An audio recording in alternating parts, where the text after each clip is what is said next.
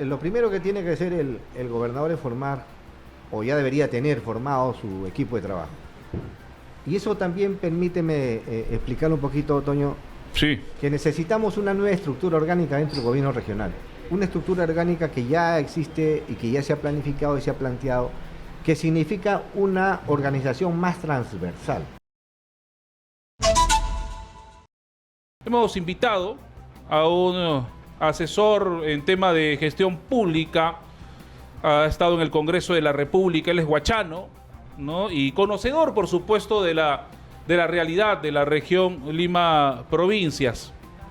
Está con nosotros el licenciado don Julio Quinteros.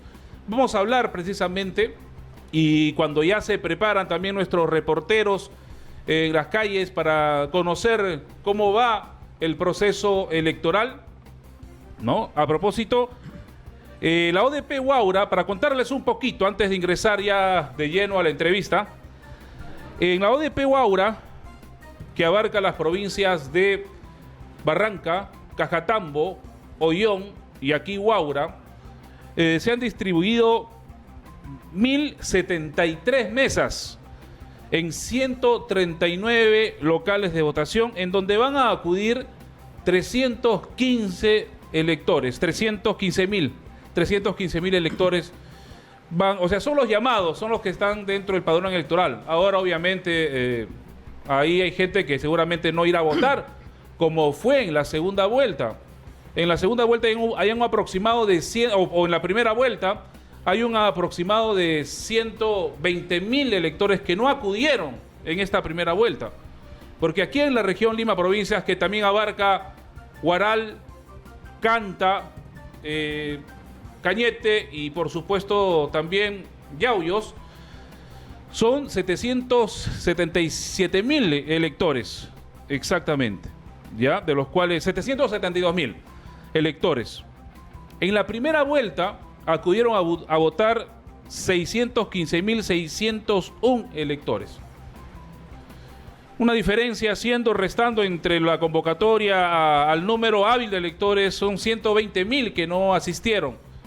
Bueno, a ver, vamos a ver ahora en esta segunda vuelta, ¿no? Para conocerlo, el comportamiento de esta votación. Ya, en esta segunda vuelta, ya saben que ustedes, como les hemos dicho, hay dos candidatos que están acudiendo a votar. Bueno, ambos ya acudieron. En primer lugar, la señora Rosa Vázquez votó en el colegio Simón Bolívar, allá en el distrito de Santa Eulalia, en la provincia de Huarochirí. Mientras tanto, el señor Carlos Bautista, de 42, mientras que Rosa Vázquez tiene 60 años, votó en la institución educativa Flor de María Drago. Esto aquí en Hualmay, muy cerca, aquí en la ciudad de Huacho. Es un distrito de la provincia de Huaura. ¿Ya? Estas son las informaciones previas a este proceso electoral. Pero vamos ahora sí con el señor Julio Quinteros para conversar más a profundidad, ¿no? Un experto en gestión pública y en conocer bastante la realidad de la región Lima Provincias y muy en particular, por supuesto, aquí en el Norte Chico. ¿Cómo está don Julio Quinteros? Buenas tardes. Bienvenido, Toño. gracias por venir. Gracias, Toño. Un saludo a toda tu audiencia que te veo hoy día a nivel nacional. Y efectivamente hoy día estamos a las puertas ya de un par de horas de tener los resultados de esta segunda vuelta electoral, en la que la región o los ciudadanos de nuestra región eligen a gobernador o gobernadora que va a regir los próximos 4 años los destinos de nuestra región. Sin embargo, yo quería hacer hincapié en algo que me parece a mí importante. Toda la vida nos quejamos de que elegimos a un candidato, otro candidato que al final resulta ser un mal gobernante, ¿no es cierto? Ajá. Entonces, y le echamos la culpa ¿a quién? El mismo elector es el culpable. El mismo elector es el responsable de elegir un mal o un buen representante. Lamentablemente, a la fecha, estamos viviendo momentos inciertos por la crisis política nacional, que también repercute en el ámbito provincial y regional, y esa crisis política hace que las regiones estén también paralizadas, ¿no? Entonces, necesitamos que la persona que sea elegida el día de hoy en las urnas tenga el liderazgo suficiente y no confunda que no va a ser alcalde distrital ni provincial, sino un gobernador de un gobierno subnacional. Es decir, tiene que hacerse responsable de las grandes obras y los grandes proyectos en la región, y a la vez hay algo que no saben muchos, pero existe una mancomunidad que se ha creado este año, que es la mancomunidad que abarca Ancash, Lima, Lima provincia, Lima metropolitana y Callao, que tiene más o menos el 50 o más del 50% del PBI nacional, estas 4 regiones, ¿no es cierto? Entonces hay que fortalecer eso, porque en la medida que fortalezcamos a la mancomunidad, esa mancomunidad va a poder acceder a créditos grandes y a inversiones grandes y ejecutarlas por sí mismo.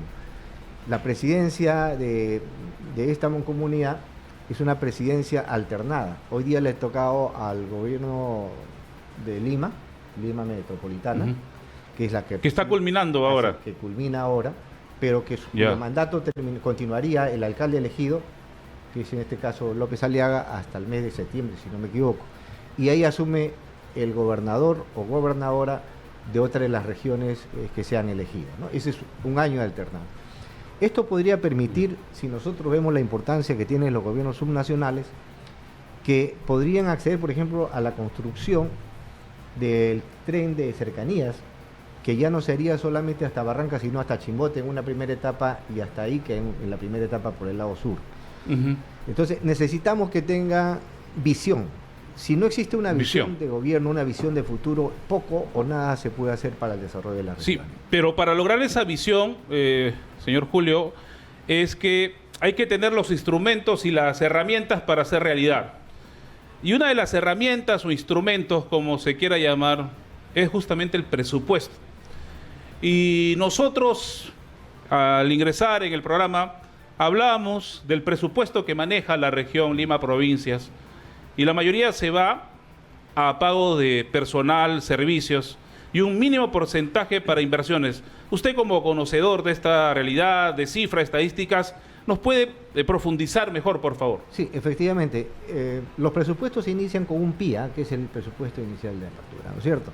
Por ejemplo, para este año el presupuesto del gobierno regional de Lima aproximadamente fue 1.480 millones, 1.470 millones.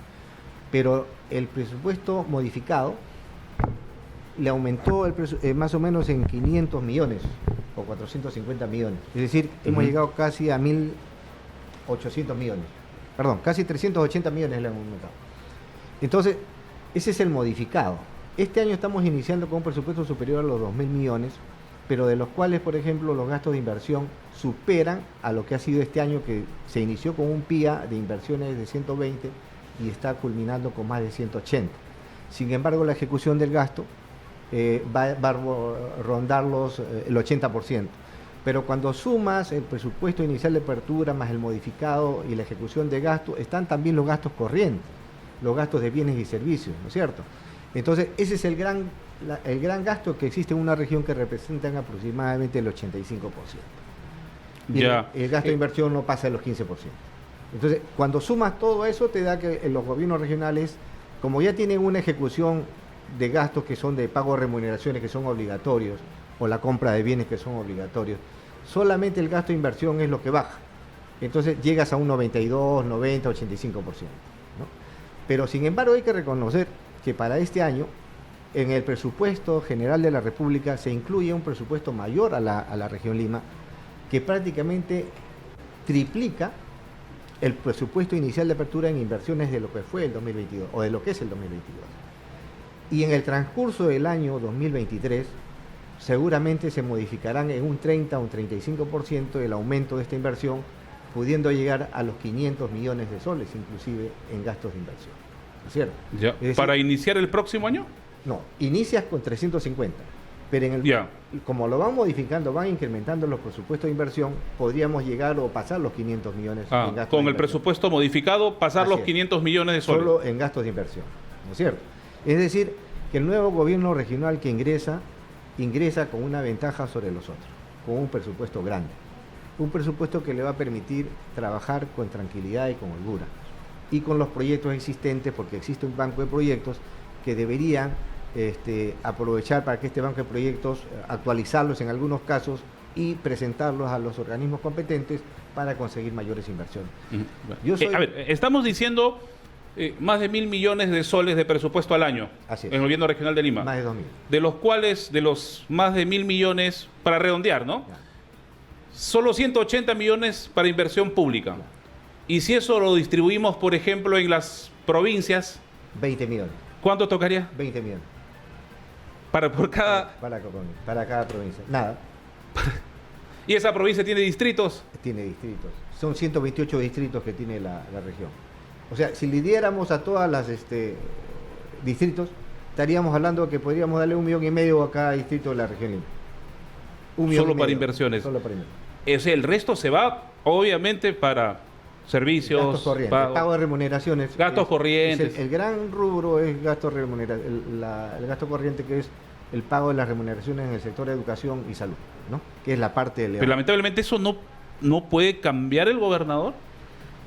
Lo que pasa es que nosotros hemos tenido un trato diferenciado desde el inicio, porque esto es una región relativamente nueva, pero que los gobernadores no han sabido transmitir a través de los años y darle la importancia al contexto o en el lugar donde estamos, que nosotros somos el lugar más estratégico del país, porque cercamos a Lima.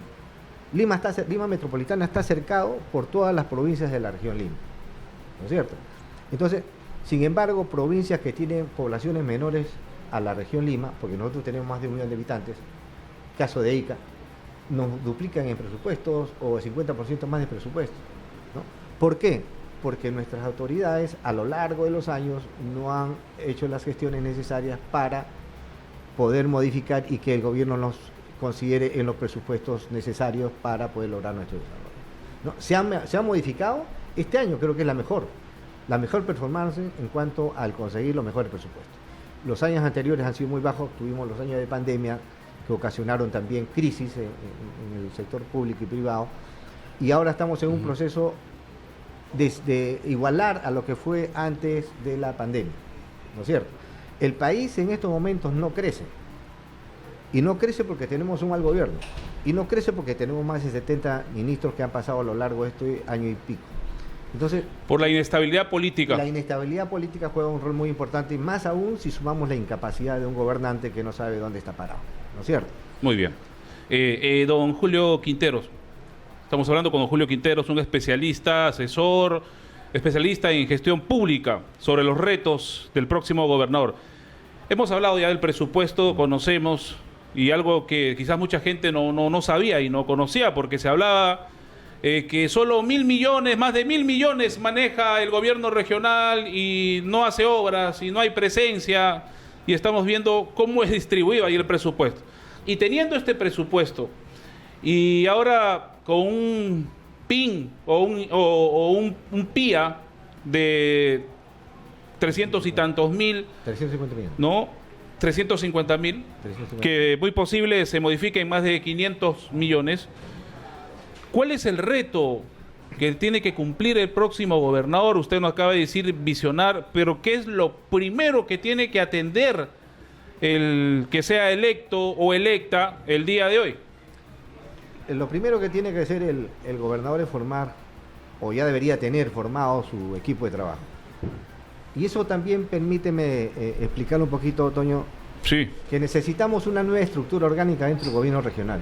Una estructura orgánica que ya existe y que ya se ha planificado y se ha planteado, que significa una organización más transversal. Vale decir que de hoy día de las 4 gerencias pasemos a 8 gerencias. Eso no significa incrementar los presupuestos en gastos corrientes. Significa, ni burocracia. Ni más burocracia. Significa simplemente una horizontalidad para poder tener un mejor manejo de las unidades ejecutoras, como el caso de agricultura, de educación y salud, que son unidades que manejan sus propios recursos, sus propias transferencias, y a eso la gerencia de administración, que antes era subgerencia, ahora está en este proceso de que se forme ya oficialmente como gerencia. Al convertirlos en gerencia les da la facultad de tener mayores facilidades y menos burocracia para tomar decisiones. Por ejemplo, si hoy día en educación uno quiere hacer algo, tiene que pasar, por ejemplo, en el caso de las UGELES, por la DREL y después por la Gerencia Regional de Desarrollo Social, ¿no es cierto? Y después él sigue trámite burocrático con asesoría jurídica, gerencia general, secretaría general y gobernación. Es decir, hay un trámite burocrático demasiado largo que deberíamos tratar de bajarlo y de suspenderlo a través de esta horizontalidad organizativa que en algún momento la propusimos y que la podemos dar al nuevo gobernador o gobernadora que sea electa. Esto le va a permitir una agilidad en el manejo público, pero a la vez el gobernador o gobernadora electa tiene que tener clarísimo cuál es nuestro horizonte, cuál es nuestra visión de futuro, qué es lo que queremos para mañana. Entonces, eso significa también transformar las partes en educación. En educación hay un tema que muchos no conocen, pero los gobiernos regionales tienen facultades para modificar currículas o incluir en la currícula educativa cursos que tengan que ver con la situación o historia regional. Yo desde hace años he venido proponiendo que nuestra historia, que es la historia más rica del Perú y una de las más ricas del mundo, la historia de la región Lima y particularmente la del norte chico. Cuna de la independencia, pues. No solamente cuna de la independencia, cuna de Bandurria, 5.300 años de antigüedad, cuna de Caral, la civilización más antigua de América y una de las 3 más antiguas del mundo, ¿no es cierto? Y tenemos también no solamente el primer batallón del Ejército Libertador de San Martín fue conformado por ciudadanos del norte chico, en Huacho. La libertad se dio en Huacho y la lucha incluso de las 8 horas, nuestros mártires como Irena Salvador dieron su vida por conseguir esta justicia laboral, ¿no? Entonces, queremos que nuestras autoridades tengan esa visión, que comience, no se puede querer lo que no se conoce. Por eso yo siempre, cuando salgo a hablar, digo, para querer a nuestra tierra tenemos que conocerla, tenemos que amarla, pero para eso necesitamos, por ejemplo, incluir dentro de esa currícula como curso obligatorio, que antes de que un estudiante de la región salga fuera del ámbito de la región en la época de vacaciones, como parte de las vacaciones que salen fuera de la región o fuera del país inclusive, salgan a conocer nuestra historia, que salgan a conocer Bandurria, que salgan a conocer Caral, que conozcan nuestra historia, que conozcan el Balcón de Huáura. Mucha gente en Huacho no conoce el Balcón de Huáura, ¿no? Entonces, comienzas a querer tu tierra y comienzas a querer a tu país. Y entonces estamos formando en valores a las nuevas generaciones, porque nosotros tenemos que pensar que más allá de nosotros están las generaciones futuras, están nuestros hijos, están nuestros nietos que vendrán más adelante. Así es, así es. Y hacia ellos tiene que estar dirigido la política. Otro tema que también tiene que tener claro el gobernador o gobernadora electa es que las contrataciones, solicitaciones públicas tienen que hacerse públicas, a menos que quieran meter las uñas. Y esto significa que podrían ser televisadas y podrían ser abiertas para que la gente sepa que efectivamente existe la transparencia. En la gestión, ¿no? Es la única manera de que podamos lograr que nuestra región sobresalga. Pero paralelo a ello necesitamos un gobernador o gobernadora que sea capaz de llegar a las más altas esferas del gobierno y hacer gestión. Sin gestión no hay nada. La capacidad de gestión es fundamental. Por eso desde el primer día útil de la gestión de la nueva autoridad entrante debería ser una transferencia de funciones administrativas a su gerente general para que el gobernador o gobernadora se dedique más a la función de gestión, abocarse a la cuestión de gestión, porque ahí está el gran foco de las inversiones, no solamente nacionales, sino las inversiones internacionales y privadas, no públicas y privadas. A eso necesitamos como visión. Por ello es importante que nuestros líderes tengan la visión clarísima de lo que queremos y de lo que necesitamos. Muy bien. Otro de los retos que es importante también es se está construyendo un megapuerto que va a ser el boom no solo en el país, en América y en el mundo. Efectivamente. Entonces, ¿cómo ese gobernador o la gobernadora que salga electa pueda, digamos, hacer gestión, o sea, buscar un desarrollo sostenido a través del puerto de Chancay? Has tocado un tema muy importante, pero antes de tocar ese tema quería ver el tema, por ejemplo, del sistema eléctrico. Más del 70% de la energía eléctrica que se consume en el país se produce en la región Lima. En Chilca, lo tenemos acá en nuestra sierra, lo tenemos en Pativilca, lo tenemos en Guarochirí, ¿no? Entonces, la producción de la energía eléctrica es enorme y abastece al mercado nacional y sobre todo al gran mercado que es Lima. Entonces, el canon eléctrico también existe. Y hasta ahora no podemos conseguir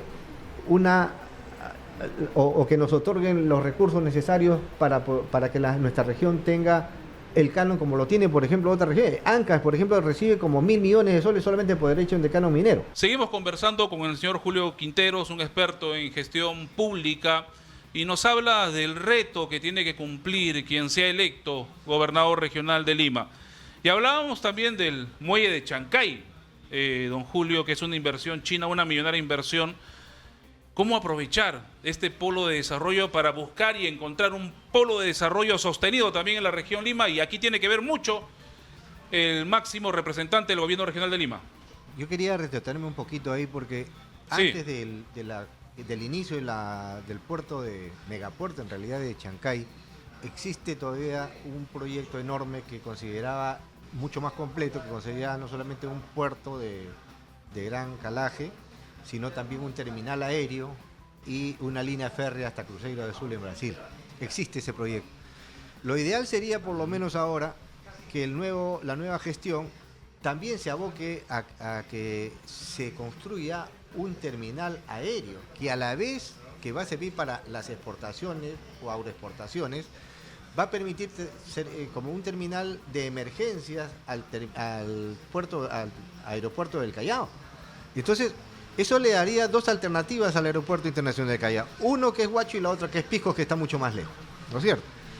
Pero lo del terminal o puerto de Chancay, que inicia con Volcan, tiene una inversión que va a superar los 3.000 millones de dólares, ¿no? Actualmente ya este año van a los 1.200 millones de dólares, que incluye un túnel para que no interrumpan la carretera panamericana. Pero esto no debería permitir también que la nueva gestión comience a facilitar y ponerse de acuerdo con los gobiernos provinciales y distritales de la jurisdicción, tanto de Huacho como de Chancay y de Huaral, para que pudieran construirse zonas industriales en estas partes de las pampas que tenemos. Y las zonas de almacenaje. Si ustedes conocen el puerto del Callao... Y tenemos bastante espacio, ¿eh? Tenemos espacio bastante, ¿no es cierto? Tenemos enormes espacios. En el Callao, por ejemplo, tenemos que la zona de contenedores están por todos lados del Callao. Entonces, el Callao es un pandemonium, pues, porque es un caos, ¿no? En cambio, acá si se planifica, podríamos tener una zona de almacenaje de los contenedores, una zona de enfriamiento para las agroexportaciones. Por eso hablaba también paralelo a eso con lo del terminal aéreo, ¿no? Una pista que permitiera eso. No solamente estamos pensando en eso, sino también en que debería profundizarse en un tema de gestión, el tema de la inversión pública y privada en zonas industriales, no solamente con la intención de copar el mercado nacional, sino que vamos más allá, ¿no? Con miras de exportación, porque la exportación es el ingreso de divisas y es lo que podría generar una mejora económica para el país. Después de eso, nosotros miramos que solamente en la creación de puestos de trabajo en una zona industrial y la creación de una zona manufacturera de la minería, porque la minería la exportamos como materia prima y no como producto manufacturado, podría permitir la creación de por lo menos 10.000 a 15.000 puestos de trabajo en esa zona. Entonces, adicionales a los que va a crear directamente, que son 7.000 puestos de trabajo, si no me equivoco, y unos 10.000 puestos de trabajo indirectos, o mano de obra indirecta. Entonces, pero más aún, tienen que pensar las nuevas autoridades regionales que a partir de 2024 ya vamos a tener un canon portuario, como lo tiene ahora el Callao, ¿no? Entonces, eso permite que el nuevo gobierno regional ya no tenga solamente el triple de PIA como lo tiene ahora, o lo va a tener la nueva gestión, sino que va a aumentar sus gastos por ingresos de canon, el canon portuario. ¿En cuánto? Dependiendo de la cantidad, yo imagino que que no va a bajar de 100 millones o 200 millones, ¿no? Por año. En los primeros años. Y después va a subir pues enormemente, ¿no? Porque es una zona enorme. Entonces, ingresos va a haber. Pero paralelo a eso también tenemos que ver que la gestión entrante tiene que exigir los presupuestos para nuestra región de acuerdo a nuestro PBI. Es decir, nosotros decimos, a la sierra le están dando millones y millones, ¿no es cierto?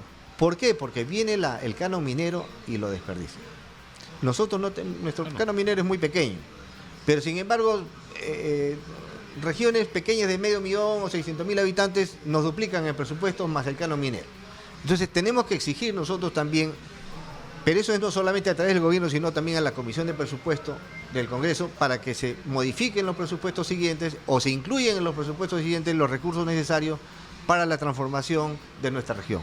Como decíamos momentos antes, Toño, si nosotros dividimos lo que le ha tocado, hipotéticamente a cada distrito, estamos hablando de que solamente 1,5 millones por distrito, ¿no es cierto? Nada. El presupuesto de los municipios, la municipalidad de Huacho tiene creo 70 millones para inversión, algo así, ¿no? Con las modificadas, con los presupuestos modificados. Pero ya tiene que entender el gobierno regional, y en esto voy a ser muy reiterativo, que tienen que enterarse de que no son municipales, no son autoridades municipales, son autoridades subnacionales. Entonces, abocarse a proyectos grandes, no a proyectos pequeños. Y en el caso de los proyectos pequeños, se puede apoyar con maquinaria, porque el mejor pool de maquinarias de todo el país, de las regiones, la tiene el gobierno regional de Lima, ¿no? Entonces, se puede hacer una buena administración de este pool de maquinarias para las zonas de emergencia y que puedan atender las demandas con el apoyo de las municipalidades en combustible, ¿no? Entonces, podríamos tener el mantenimiento a cargo del gobierno regional o de las municipalidades, el pago de combustible de las municipalidades y la maquinaria, que es lo más costoso, a cargo del gobierno regional.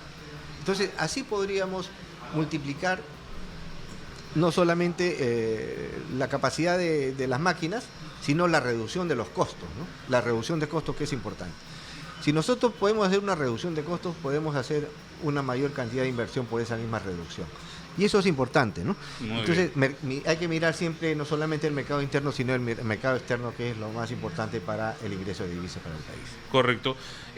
Usted vive acá en la provincia de Huaura, en la ciudad de Huacho, y ha vivido en carne propia también este flagelo de la delincuencia, de la inseguridad ciudadana, que es un problema nacional y que le compete al Ejecutivo a través del Ministerio del Interior en gestionar, en trabajar en ello.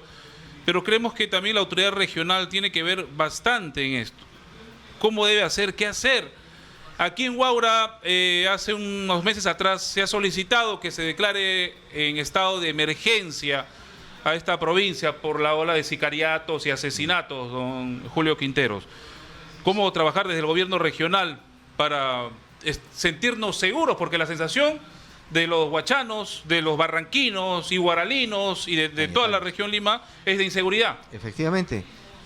Esta semana que ha pasado se han entregado alrededor de 90 camionetas y más de 120 motocicletas por el gobierno regional, y hace poco entregaron como 30 camionetas más. Entonces, esas han sido distribuidas a las diferentes provincias y distritos con nombre propio. Entonces, esas camionetas necesitan mantenimiento y buen uso. Yo no creo mucho en el tema de que los tanto patrulleros como motocicletas estén en manos de la misma Policía Nacional. Yo creo que la mejor manera es tercerizar esto, porque vemos canibalizadas las camionetas con 2 o 3 años de uso que ya no sirven. Y eso es por el mal uso, por el escaso mantenimiento, o porque los recursos se los tiraron, vamos a decir de esa manera, se los tiraron en otra cosa.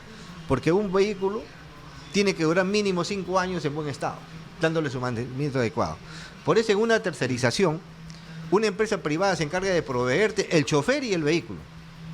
Y la policía pone los efectivos policiales y el serenazgo podría acompañarlo.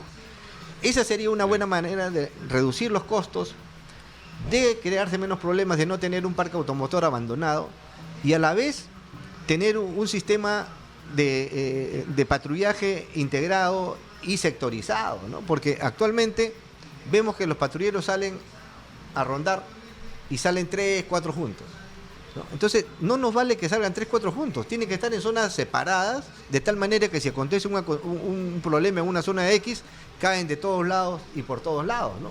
Entonces, eso necesita inteligencia policial, y a eso también tiene que liderar ese sistema el gobernador o gobernadora regional electa, ¿no? Muy bien. Yo le agradezco, don Julio Quinteros, por un poco contextualizar el trabajo del gobierno regional, la visión y cómo se debe trabajar, y como reto al próximo gobernante. Muy amable, gracias por estar con nosotros. Muchas gracias, Toño.